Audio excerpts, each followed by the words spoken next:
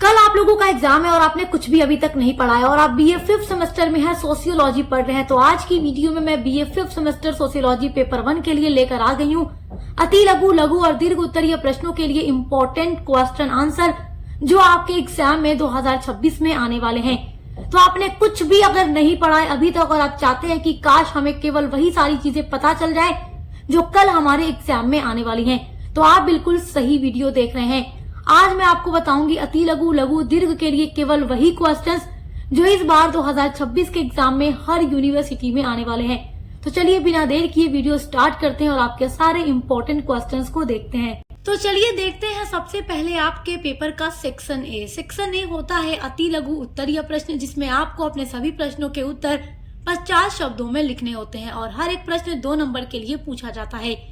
तो बहुत सारी यूनिवर्सिटीज में सेक्शन ए में 5 क्वेश्चन दिए जाते हैं और बहुत सारी यूनिवर्सिटीज में 10 क्वेश्चन दिए जाते हैं। तो यहाँ पर मैं आपको सेक्शन ए के लिए 10 वेरी इंपॉर्टेंट क्वेश्चन बताने वाली हूँ जो हर यूनिवर्सिटी में 2026 के एग्जाम में आने वाले हैं।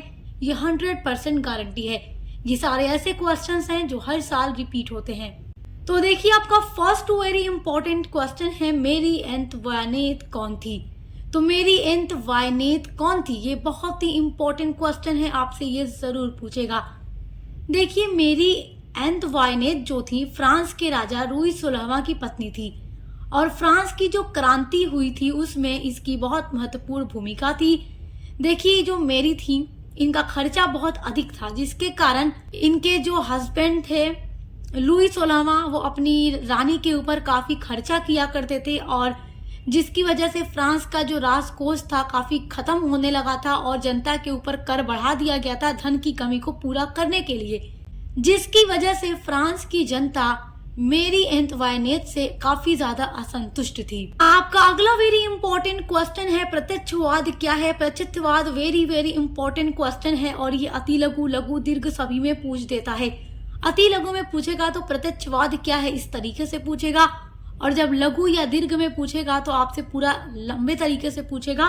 देखिए प्रत्यक्षवाद जो है ऑगस्ट काम्टे के द्वारा दिया गया एक समझिए सिद्धांत है या अवधारणा आप कह सकते हैं। और ऑगस्ट काम्टे जो थे वो फ्रांस के विद्वान थे जिन्होंने सोशियोलॉजी को एज अ सब्जेक्ट विकसित किया था। इन्होंने ही सोशियोलॉजी को नाम दिया था समाजशास्त्र का। देखिए प्रत्यक्षवाद सामाजिक विचारधारा काम्टे की एक अद्भुत देन है। वैज्ञानिक पद्धति के आधार पर प्राप्त ज्ञान को प्रत्यक्षवाद कहा जाता है।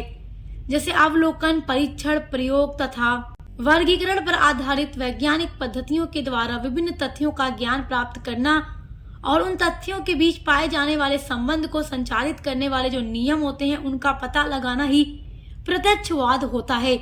जब मैंने आप लोगों की यूनिट्स को पढ़ाया था तब मैंने हर एक टॉपिक को बहुत ही डिटेल में समझाकर पढ़ाया है, तो आप देख लीजिएगा मैंने उस वीडियो में प्रत्यक्षवाद के बारे में बहुत अच्छे से एक्सप्लेन किया है।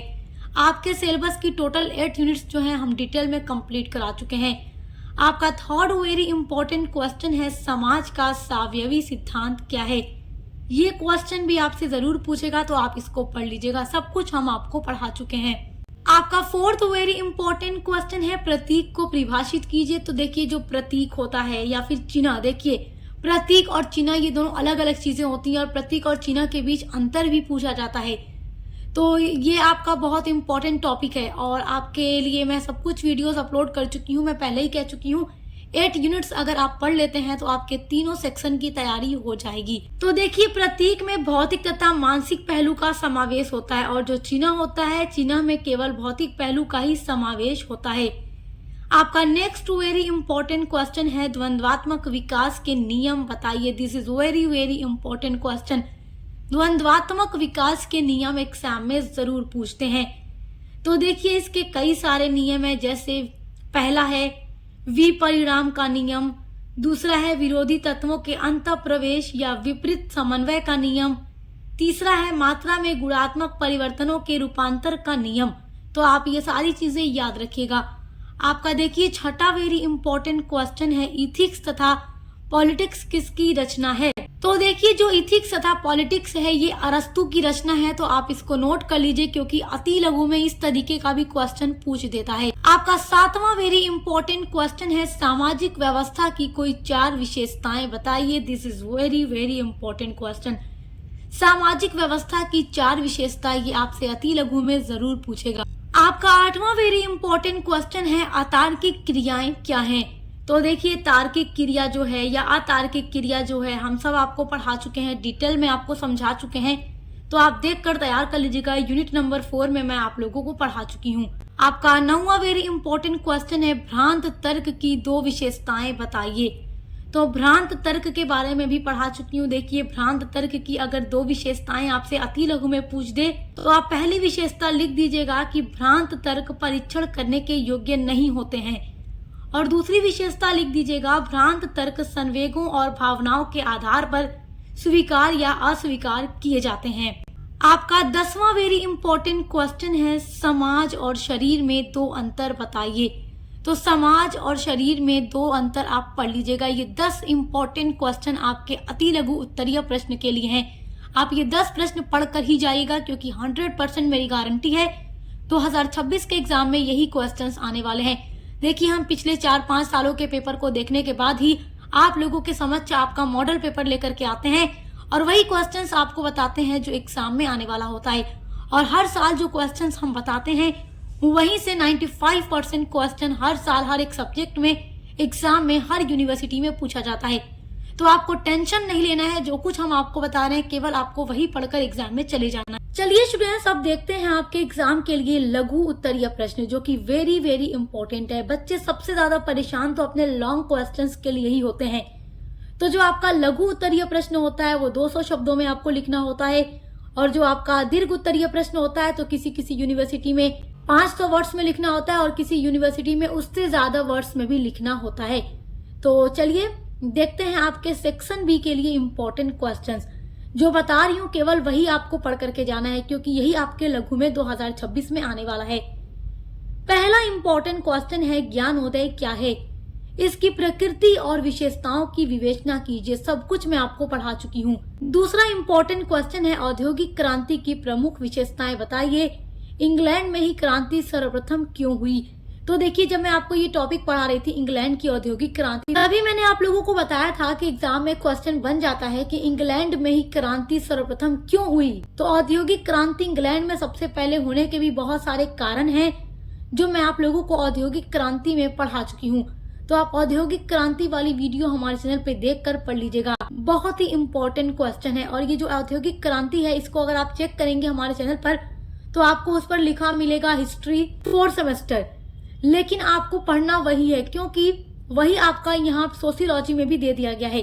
तो जो टॉपिक है वो बदला नहीं जा सकता, भले ही आपके किसी और सब्जेक्ट में पूछ दे। औद्योगिक क्रांति है, चाहे सोशियोलॉजी में पूछे या फिर हिस्ट्री में पूछे, टॉपिक जो है वही रहेगा, बदलेगा नहीं। तो आप वही वीडियो देखकर इस क्वेश्चन के आंसर को तैयार कर लीजिएगा। आपका तीसरा वेरी इंपॉर्टेंट क्वेश्चन है प्रत्यक्षवाद क्या है। प्रत्यक्षवाद के संबंध में काम्टे के विचारों की विवेचना कीजिए। This is very very important question. आप ये जानते ही हैं कि ऑगस्ट काम्टे समाजशास्त्र के पिता माने जाते हैं, और इसलिए ये क्वेश्चन आपके लिए इम्पोर्टेंट होगा। प्रत्यक्षवाद क्या है और प्रत्यक्षवाद के बारे में ऑगस्ट काम्टे के क्या विचार हैं, सब कुछ मैं डिटेल में आप लोगों को पढ़ा चुकी हूँ। देखिए, आपको जब मैंने ये सारे टॉपिक पढ़ाए हैं तो पूरा नोट्स बना करके पढ़ाया है। तो अगर आप वो सारी वीडियोस देखते हैं तो आपको उसमें पूरा नोट्स भी डिटेल में मिलेगा, जो आपके एग्जाम की प्रिपरेशन में काफी आपकी मदद करेगा, और वो नोट्स जाकर आप अपने एग्जाम में अपने आंसर के रूप में लिख सकते हैं। आपका चौथा वेरी इंपॉर्टेंट क्वेश्चन है इमाइल दुर्कीम का सामाजिक तथ्य क्या है। ये भी मैं आप लोगों को पढ़ा चुकी हूँ। तो हर एक समाजशास्त्री का जो भी सिद्धांत या अवधारणा या विचारधारा आपके सिलेबस में दिया गया है, हर जगह से क्वेश्चन आपके एग्जाम में आएगा। तो सामाजिक तथ्य क्या है आप पढ़ लीजिएगा, ये भी मैं आप लोगों को पढ़ा चुकी हूँ। पांचवा very very most important question है, जो कि हर साल एग्जाम में पूछता है। कार्ल मार्क्स के द्वारा प्रस्तुत वर्ग संघर्ष के कारणों की विवेचना कीजिए। तो कार्ल मार्क्स जो थे वो वर्ग संघर्ष के बारे में बताते हैं, और देखिए कार्ल मार्क्स जो थे वो पूंजीवाद के खिलाफ थे, ये समाजवाद का समर्थन करते हैं और वर्ग संघर्ष के बारे में ये एक्सप्लेन करते हैं। तो वर्ग संघर्ष क्यों होता है, जो ये उच्च निम्न जातियां हो जाती है जिनके बीच संघर्ष हो जाता है, किन कारणों से हो जाता है। देखिए कार्ल मार्क्स का कहना था कि जो ये पूंजीवादी अर्थव्यवस्था है ये समाज में मध्यम वर्ग और गरीब लोगों का उदय करती है, और मध्यम और पूंजीवाद की वजह से ही समाज में मतभेद और आर्थिक असमानताएं पैदा होती हैं, तो पूंजीवाद अर्थव्यवस्था को जड़ से उखाड़कर फेंक देना चाहिए। और ये समाजवाद को इसलिए समर्थन देते हैं कि समाजवाद जो है सभी के हित को ध्यान में रखता है, सामाजिक असमानता को मिटाने का काम करता है और सभी को समान अधिकार देता है। आपका छठा वेरी इंपॉर्टेंट क्वेश्चन है, टॉलकॉट पार्सन्स के प्रकारवादी दृष्टिकोण को समझाइए। तो टॉलकॉट पार्सन्स ये समाजशास्त्री थे और इनकी विचारधारा है या इनका सिद्धांत कह लीजिए प्रकारवादी। तो इसके बारे में आप पढ़ लीजिएगा, क्वेश्चन बहुत इंपॉर्टेंट है। आपका सातवां वेरी इंपॉर्टेंट क्वेश्चन है, वैधानिक सत्ता और परंपरागत सत्ता में अंतर स्पष्ट कीजिए। तो ये भी मैं आप लोगों को पढ़ा चुकी हूँ। तो केवल ये 7 क्वेश्चन आप लोगों को पढ़ना है अपने सेक्शन बी के लिए, वेरी वेरी इंपॉर्टेंट है जो मैंने आपको बताया है। अब देखते हैं आपके पेपर का सेक्शन सी। सेक्शन सी जो होता है दीर्घ उत्तरीय प्रश्न होता है और यहाँ पर मैं जो क्वेश्चंस आपको बताने वाली हूँ दीर्घ के लिए, केवल वही क्वेश्चंस के आंसर आप लोगों को तैयार करने हैं, क्योंकि जो 100% इस बार आने वाला है वही मैं आप लोगों को बता रही हूँ। तो माय डियर स्टूडेंट्स, आपने कुछ भी नहीं पढ़ा है तो केवल इन्हीं क्वेश्चंस के आंसर को तैयार कर लीजिए और हर एक क्वेश्चन का आंसर आपको सोशियोलॉजी पेपर 1 की प्लेलिस्ट में मिल जाएगा, क्योंकि हर एक टॉपिक को हम कंप्लीट करा चुके हैं, पढ़ा चुके हैं आपको। दीर्घ के लिए आपका पहला वेरी इंपॉर्टेंट क्वेश्चन है, रॉबर्ट के मर्टन के मध्य अभिसीमा सिद्धांत का वर्णन कीजिए। तो ये क्वेश्चन आपके लॉन्ग के लिए इंपॉर्टेंट है, कई बार बीए के एग्जाम में रिपीट हो चुका है और जो बीए में बार बार रिपीट होता है वो वेरी वेरी इंपॉर्टेंट होता है। दीर्घ उत्तरीय प्रश्न के लिए आपका दूसरा वेरी मोस्ट इम्पोर्टेंट क्वेश्चन है जो कि आपको जरूर पढ़ के जाना है, वेरी वेरी इंपॉर्टेंट है। सामाजिक उद्विकास के बारे में हर्बर्ट स्पेंसर के विचारों की विवेचना कीजिए। हर्बर्ट स्पेंसर एक बहुत बड़े समाजशास्त्री थे और इन्होंने सामाजिक उद्विकास का सिद्धांत दिया है जो मैं आप लोगों को पढ़ा चुकी हूँ एकदम डिटेल में, तो आप देख कर तैयार कर लीजिएगा। तीसरा वेरी इंपॉर्टेंट क्वेश्चन है, आत्महत्या से आप क्या समझते हैं, इसके प्रकारों की व्याख्या कीजिए।